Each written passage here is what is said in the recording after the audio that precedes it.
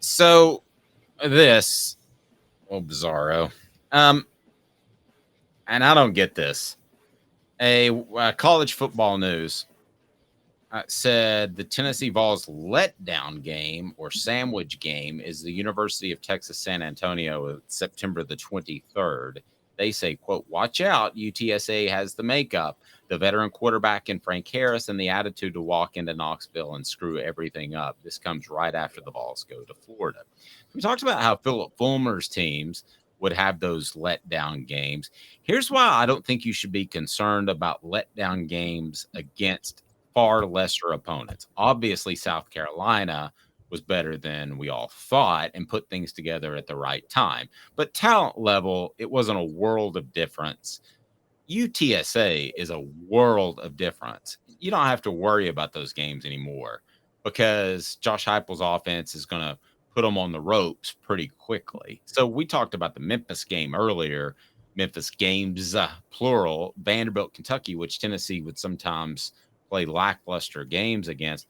I don't think that's going to happen anymore against programs that just simply don't have the type of talent. So I don't get this at all. I think UTSA, regardless of what happens, win or loss in Gainesville, I think Tennessee pounds the brakes off the University of Texas San Antonio. I don't care if they've got a veteran quarterback or not. Yeah, they are outside of the Power Five plus, I say the six fringe, which I think of the fringe conference is the American Athletic Conference. And it's not Power Five, but it's better than all the other Group of Five conferences. So the other four conferences of the Group of Five, I would say Texas San Antonio may be the best of those teams. And so I think they're looking at, because it's sandwiched between Florida, and they'll be circling South Carolina to beat the brakes off them. Tennessee's, they're saying this could be a trap team because they have won the Conference USA 2 years in a row. I'm making their case for a minute, just because they've won the Conference USA 2 years in a row. They're 23-5 the last 2 years, and they return a veteran quarterback. So this is going to be the best Group of 4 team this year, maybe even Group of 5. This may be the Group of 5 team that gets to the New Year's Six this year. I mean, just to put that out there. They could be that good.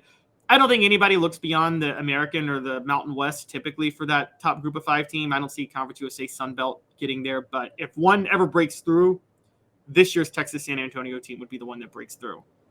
Yeah, I don't understand the University of Texas San Antonio argument at all. I think there are probably 2 more trap games that fall on the schedule. And I understand everybody's trying to get attention and clicks, but this would not even be in my question is, it would be, I didn't get this at all. So the question is, okay, some of these games that we might call trap games, they may not call trap games because they would call them toss-ups. Like, again, for me, the biggest trap game, and I think for you too, the most dangerous game for Tennessee this year is Kentucky. I mean dangerous. I mean a game where they could lose that they shouldn't lose.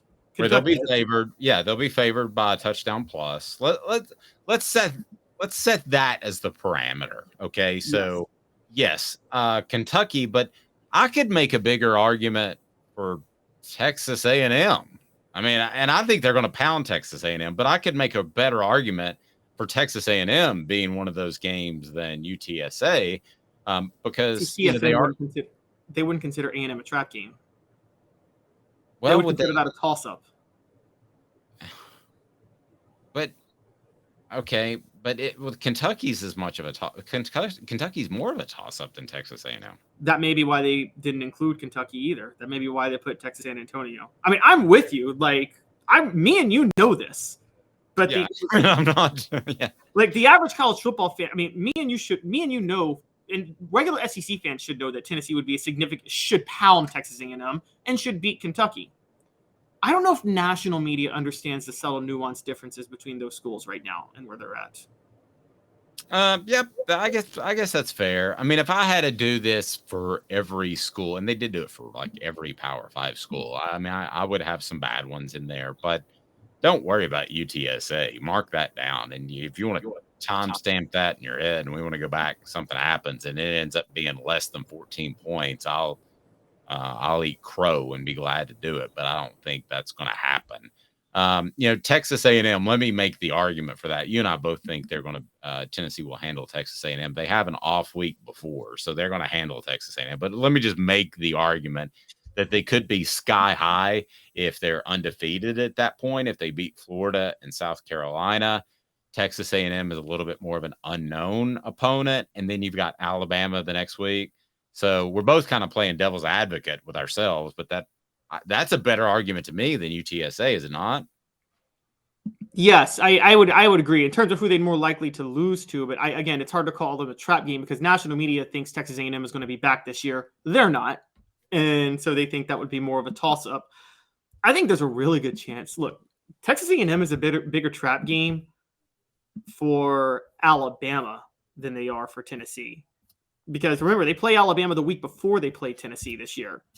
And they get Alabama at home. And Alabama will have just played Ole Miss and then visited Mississippi State, which is, Mississippi State's going to be an easy win. But still, they have to go to Texas A&M. And me and you both agree Alabama's got a quarterback issue this year. Yeah, they're taking dudes that have barely played.